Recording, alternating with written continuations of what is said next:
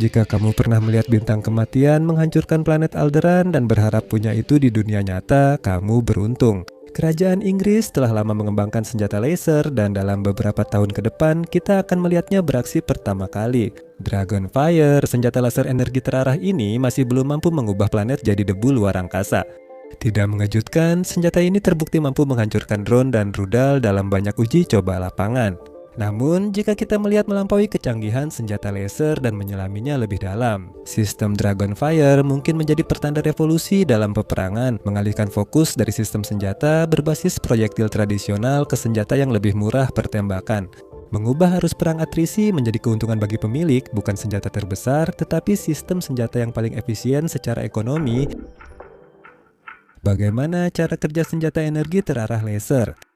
Oke, sebelum kita masuk ke detail desain Dragonfire yang namanya sangat keren, omong-omong, kita bahas senjata energi terarah berbasis laser dan cara kerjanya. Sesuai namanya, senjata ini memakai laser. Ya benar, untuk memberikan kerusakan atau setidaknya membutakan sistem optik dan pemandu pada senjata musuh seperti drone dan pesawat. Meskipun mereka juga bisa diarahkan langsung ke operator manusianya, teknologi ini, percaya atau tidak, sebenarnya bukan hal baru. Senjata energi terarah sudah ada sejak abad ke-20 setidaknya, dengan sinar panas legendaris Archimedes sebagai penyebutan paling awal tentang senjata energi terarah dalam sejarah. Meski kebenaran senjatanya dipertanyakan, kisahnya menyebut Archimedes membuat sistem cermin saat pengepungan Romawi di Sirakus untuk memfokuskan sinar matahari dan membakar kapal Romawi. Tentu saja ditemukan bahwa hal ini hampir mustahil dilakukan karena kapal-kapal tersebut harus diam setidaknya selama 10 menit. Langit harus sangat cerah agar senjata itu berfungsi, meski teorinya masuk akal. Orang-orang Nazi kemudian melakukan penelitian mereka sendiri di bidang ini. Mereka menciptakan meriam sonik yang memakai suara keras untuk menggetarkan tulang telinga tengah, menimbulkan vertigo dan mual. Saat Perang Irak, pasukan Amerika menghancurkan perangkat elektronik Irak dengan gelombang mikro berkekuatan tinggi, mirip gelombang mikro pada microwave tetapi jauh lebih kuat. Gagasan menggunakan energi bukan proyektil untuk melumpuhkan teknologi dan kendaraan musuh atau bahkan menghabisi pasukan selalu sangat hidup. Tapi sepertinya abad ke-21 akan menjadi masa di mana kita benar-benar melihat hal itu terwujud. Sebenarnya itu lebih patut menakutkan daripada sekadar sensasi, bukan? Dragonfire akan digunakan terutama untuk melawan drone, rudal, dan proyektil seperti mortir serta peluru artileri yang lebih besar. Dan kita bisa mengkategorikannya sebagai sistem pertahanan udara. Ini belum final, karena kemampuan dan potensi aplikasi sistem ini baru akan diketahui setelah diperkenalkan dan digunakan dalam pertempuran. Banyak upaya membuat senjata laser telah dilakukan dan yang sukses diuji seperti sistem Dragonfire menggunakan teknologi laser serat optik. Ngomong-ngomong, kita akan membahas fisika tingkat tinggi, jadi siapkan pikiran kalian. Setiap laser yang merupakan cahaya memerlukan media untuk bekerja. Laser serat optik memakai serat optik, yaitu serat kaca sangat halus. Dengan elemen tanah jarang terintegrasi seperti erbium, neodymium, thulium, dan banyak unsur kimia lainnya. Dulu kamu melihat di tabel periodik unsur di sekolah dan mengira itu hanya kata-kata buatan. Unsur-unsur ini adalah penguat optik alami yang berarti mereka membuat sinyal optik jauh lebih kuat tanpa perlu mengubahnya terlebih dahulu menjadi sinyal listrik. Serat optik adalah bagian yang sangat penting dalam desain laser yang dipersenjatai karena beberapa alasan. Pertama-tama, serat optik cukup fleksibel sehingga lebih kokoh dan tidak mudah aus. Mereka juga menghasilkan daya keluaran sangat tinggi dibanding media laser lain, mampu mendukung beberapa kilowatt tanpa masalah. Karena rasio permukaan terhadap volume serat tinggi, serat ini mudah didinginkan dan kecil kemungkinan mengalami panas berlebih. Serat optik menjadi media terbaik untuk senjata laser karena efektif mengatasi efek thermal lensing. Ini adalah satu dari dua masalah utama yang menghalangi kita memiliki super laser Death Star di dunia nyata. Sangat mengecewakan. Thermal lensing adalah terbentuknya lensa thermal pada media seperti kaca. Itu terjadi saat kaca menyerap radiasi hingga terlalu panas. Lensa baru ini memiliki daya fokus sendiri, makin menyebarkan cahaya sehingga mengacaukan cara media memfokuskan laser. Saat membahas laser, lekukan kecil saja dapat membuat seluruh sistem tidak seimbang. Laser berkinerja tinggi sangat presisi, bahkan tidak mentoleransi ketidakteraturan sekecil 1 pikometer. Serat optik mengarahkan energi satu arah, meminimalkan difraksi, dan dengan beberapa sifat rahasia lainnya, ini sangat bagus. Mengurangi distorsi termal sekaligus menurunkan risiko lensa termal. Namun, ini hanya satu dari dua masalah utama senjata laser selain thermal blooming. Lensa thermal dan blooming pada dasarnya adalah proses yang sama, tetapi blooming terjadi di luar media laser, yaitu setelah cahaya keluar dari serat optik. Blooming terjadi ketika kerapatan energi laser menjadi sangat intens, mencapai sekitar 1 megajoule per sentimeter kubik. Untuk menunjukkan betapa luar biasanya energi sebesar itu dalam ruang sekecil itu. Bayangkan jika Anda bisa mengecilkan seekor paus sperma jantan dewasa yang beratnya sekitar 33 ton menjadi seukuran sebuah gula batu. Bayangkan Anda melempar paus ke udara dengan kecepatan 100 mil per jam. Selamat, Anda pesulap sangat kuat. Yang lebih penting, itulah arti 1 megajoule per sentimeter kubik saat energi laser sebesar itu dipadatkan di area sekecil itu. Ionisasi, proses mendapatkan atau kehilangan sebuah elektron, dimulai di area langsung sekitar 1 cm kubik itu, dan plasma mulai memecah plasma jika Anda membutuhkannya. Yang diingatkan adalah bahan pembentuk bintang, termasuk matahari kita. Dalam proses kompleks ini, laser kehilangan fokus dan menyebarkan energinya ke udara, bukan memusatkannya dalam satu berkas. Jika berkasnya kehilangan fokus, itu tidak efektif dan tidak bisa menjatuhkan drone atau rudal musuh. Ini memang masalah utama senjata laser selama dekade terakhir. Udara padat karena hujan, salju, asap debu, asap rokok, atau kabut membuat thermal blooming lebih sering terjadi. Jika Anda bisa mengatasi kedua masalah ini, seperti yang dilakukan perancang Dragonfire, Anda akan punya senjata laser yang mampu menembak jatuh hampir apa saja. Awal mula dan desain Dragonfire, sistem Dragonfire pertama kali diperkenalkan pada tahun 2017 di London dan dirancang oleh konsorsium produsen senjata dan pertahanan. MDBA Inggris adalah perusahaan spesialis rudal. BAE Systems adalah pemimpin pertahanan teknologi, terlibat dalam F-35 Eurofighter Typhoon dan pesawat lainnya. Kinetico adalah pemimpin sistem kontrol canggih untuk berbagai senjata. Leonardo mengerjakan banyak proyek pesawat dan drone hingga butuh video terpisah untuk mencantumkannya semua. Dan ARC adalah manajer proyek terkemuka di bidang pertahanan. Detail pasti dari Dragonfire itu rahasia, tapi inilah yang kita ketahui. Laser ini dibuat untuk melindungi target di darat dan laut dari ancaman udara seperti drone dan mortir yang telah diuji dan berhasil melewatinya dengan baik. Sistem dipasang di kubah bersama sistem penargetan dengan laser yang dialiri daya melalui puluhan serat kaca. Sistem penargetan dipisahkan dari laser utama yang melakukan penembakan. Dan sistem ini terdiri dari kamera elektrooptik dan laser berdaya rendah yang satu-satunya tujuannya adalah untuk melacak target. Dragonfire disebut berkekuatan 50 kW, namun info ini belum tentu akurat. Karena setiap kali militer mengatakan jangkauan maksimum suatu senjata adalah 10 atau kecepatan tertinggi sebuah pesawat adalah Yaya, bisa dipastikan bahwa baik 10 maupun Yagena sebenarnya jauh lebih besar dari yang diketahui secara resmi. Ini praktik umum di semua militer dunia, karena tidak bijak membiarkan musuh tahu kemampuan pertahanan Anda. Hal serupa juga berlaku untuk Dragonfire. Kemampuannya kemungkinan lebih dari 50 kW dan dirancang agar bisa ditingkatkan sehingga kekuatannya hampir pasti akan bertambah. Ini bukan spekulasi. Siaran pers resmi pemerintah Inggris menyebut Kinetic Cube sebagai perusahaan di balik laser gabungan fase itu. Mampu menghasilkan daya 50 kW dan bisa ditingkatkan di masa depan, ini tentu sangat besar. Itu bisa memasok listrik hampir ke 10 rumah tangga rata-rata di Amerika tanpa takut terjadi pemadaman listrik. Untuk memasok energi Dragonfire, perancang menggunakan sistem penyimpanan energi roda gila, inovasi Inggris Amerika Serikat yang masih dikembangkan. Sistem penyimpanan energi ini bekerja dengan memutar sebuah rotor yang menyimpan energi di dalam sistem sebagai energi rotasi. Membuktikan sekali lagi bahwa semua kemajuan rekayasa pada akhirnya selalu bermuara pada dua hal: menemukan cara yang lebih efisien untuk merebus air dan menggunakan energi rotasi. Roda gila umumnya digunakan pada transmisi mobil untuk menyimpan energi rotasi saat kopling terputus lalu mentransfernya kembali. Begitu Anda mengganti gigi, masalah pada sistem roda gila tradisional adalah adanya kompromi yang harus diambil. Meskipun roda gila sangat efisien menyimpan energi, ukurannya bisa sangat berat dan besar dengan rotor mencapai 200 ton. Seperti yang Anda bayangkan, Angkatan Laut memilih solusi lebih kecil untuk meminimalkan dampak berat pada kapal lain yang memakai Dragonfire. FESS sangat cocok karena digunakan pada roda gila ringan. Roda gila berputar cepat, melambat saat energi dilepas, lalu mempercepat lagi saat energi ditambah. Bukan itu. Andrew Tats, insinyur dari Laboratorium Ilmu Pengetahuan dan Teknologi Pertahanan, yang mengatakan itu. Jenis sistem roda gila seperti ini sebenarnya dikembangkan oleh tim Williams Formula 1, dan setelah pengujian bersama oleh Amerika Serikat dan Inggris, sistem ini dianggap sebagai solusi yang sangat baik. Karena sangat hemat biaya, ringan, dan mungkin yang lebih penting lagi, saya tidak bisa berhenti berpikir bahwa Williams seharusnya mungkin lebih fokus pada mobil balap.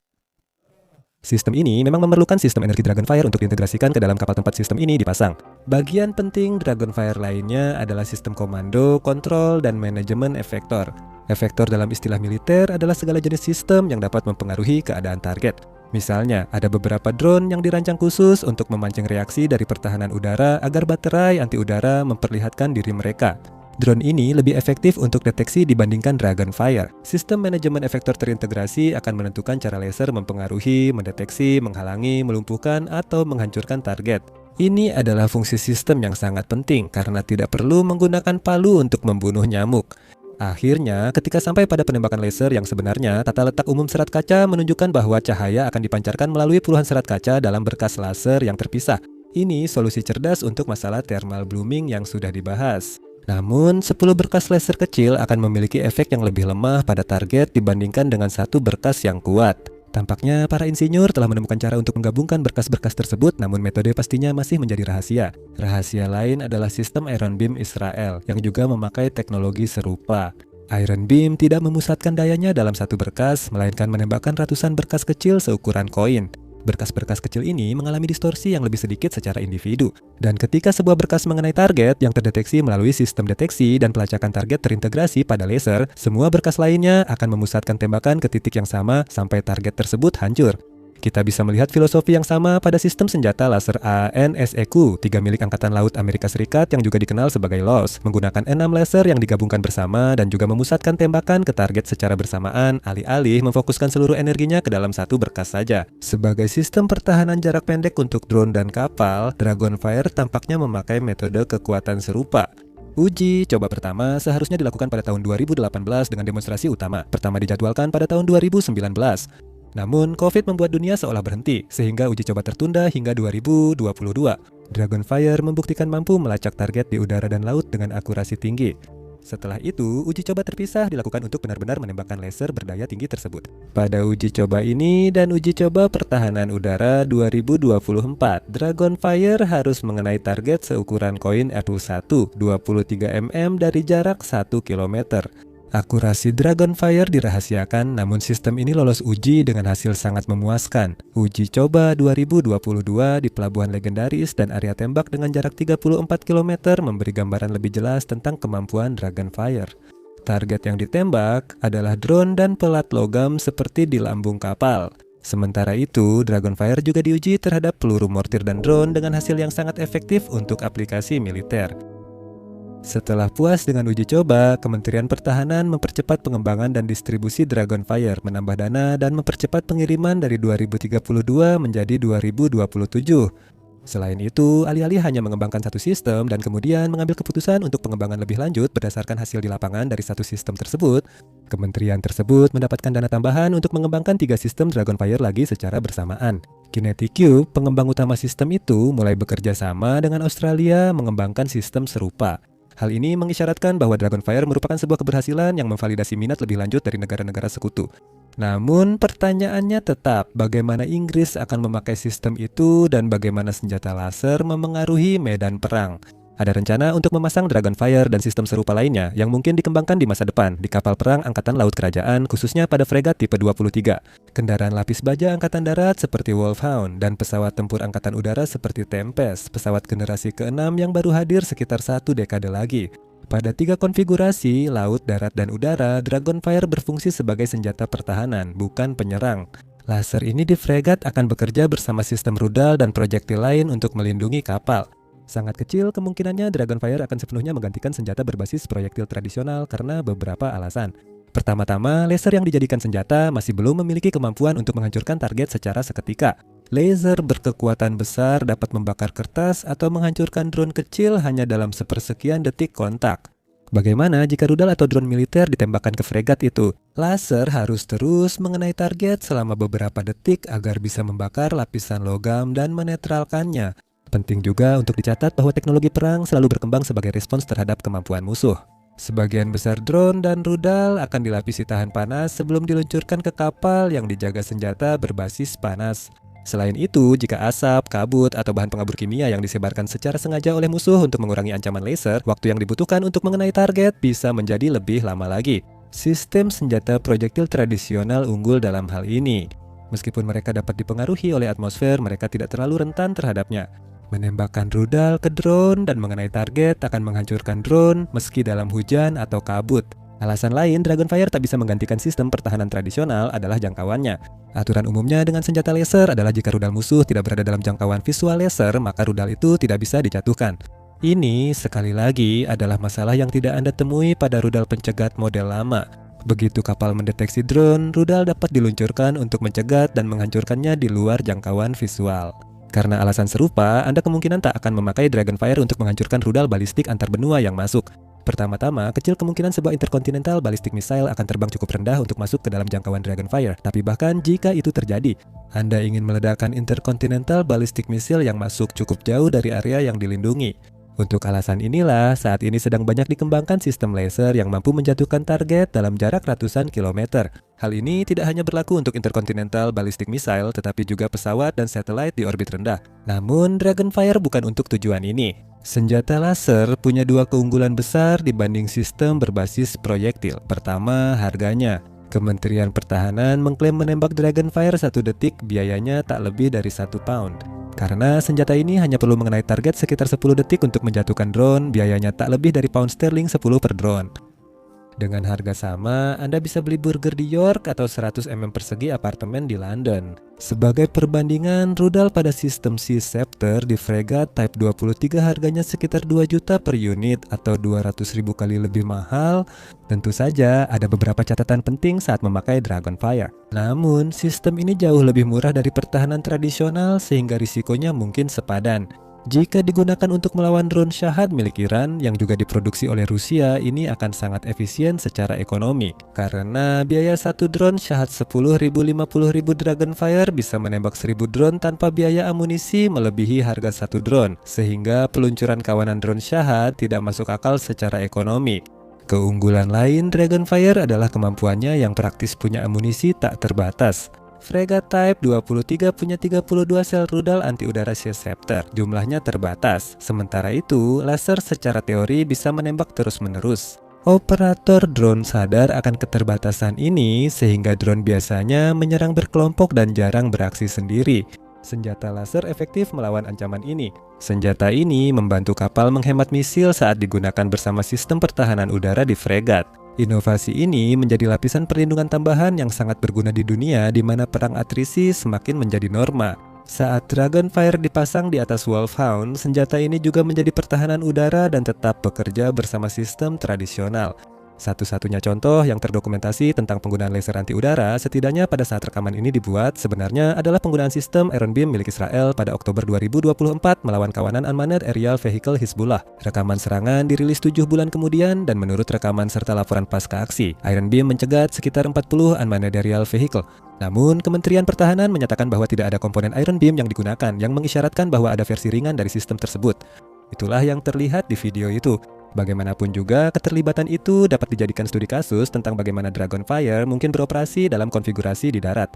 Itu dapat berfungsi serupa di pesawat tempur, termasuk Tempest. Alternatif ini lebih murah dan tak terbatas dibanding rudal udara ke udara, cocok untuk skenario non-darurat saat pilot punya waktu menjatuhkan target. Secara perlahan, revolusi yang dibawa oleh sistem senjata laser melampaui apa yang terlihat oleh mata. Misalnya, masalah yang terus-menerus terjadi pada senjata tradisional adalah selain membawa senjatanya sendiri, para operator juga harus mengangkut amunisinya. Pusur butuh anak panah, senapan serbu butuh magazin, meriam artileri butuh truk peluru, dan fregat butuh rudal anti udara, anti kapal selam, serta rudal laut ke darat. Rantai logistik terbangun di sekitar senjata ini, dan api naga bisa mengguncang sistem itu. Meskipun tidak secepat atau seefektif menghancurkan target besar berlapis baja tebal, kemungkinannya sangat kecil untuk membuat penyuk pada tank. Itu sudah lebih dari cukup efektif terhadap target yang berlapis baja tipis atau tanpa lapisan baja, asalkan memiliki waktu yang cukup untuk mengenai target.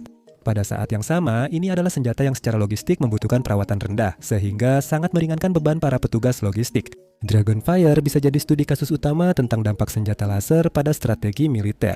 Inggris serius mempertimbangkan mengerahkan senjata ini ke Ukraina pada 2024. Mantan Menteri Pertahanan Grant Shapps menyatakan sistem tersebut mungkin dikirim ke Ukraina. Situasi ini win-win. Inggris bisa uji senjata terbaru di medan perang, Ukraina mendapat tambahan sistem anti udara untuk melawan invasi Timur Shap.